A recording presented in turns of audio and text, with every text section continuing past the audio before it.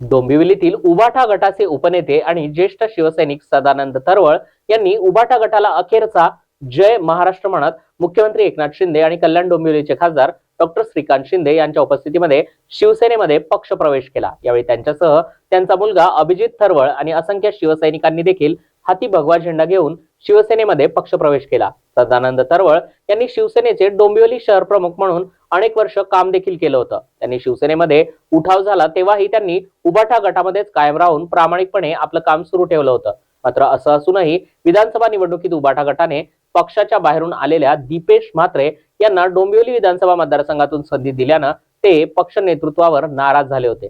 अखेर व्यथित होऊन त्यांनी उबाटा गटाच्या सर्वच पदांचा राजीनामाही दिला होता। त्यानंतर संध्याकाळी 5 वाजता शिवसेनेचे मध्यवर्ती कार्यालय असलेल्या बाळासाहेब भवनामध्ये येऊन त्यांनी मुख्यमंत्री एकनाथ शिंदे यांची भेट घेतली। त्यानंतर मुख्यमंत्री एकनाथ शिंदे आणि खासदार डॉक्टर श्रीकांत शिंदे यांच्या उपस्थितीमध्ये शिवसेनेमध्ये पक्षप्रवेश करण्याचा निर्णय घेतला।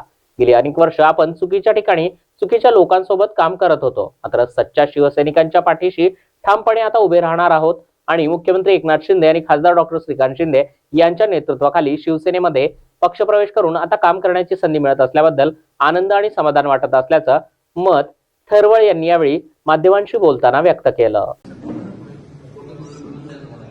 खरं म्हणजे मागील 2-2.5 वर्ष मला असं वाटायला लागले की एका चुकीच्या ठिकाणी मी होतो।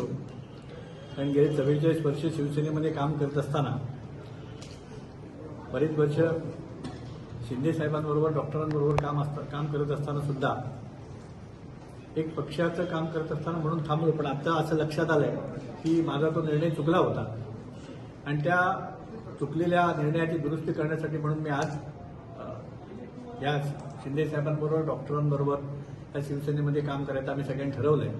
आणि यापुढे भविष्यामध्ये ठाणे जिल्ह्यामध्ये कल्याण डोंबिवलीमध्ये शिवसेना आपली कशी वाढेल यासाठी आम्ही सर्वजण निश्चितपणे प्रयत्न करू।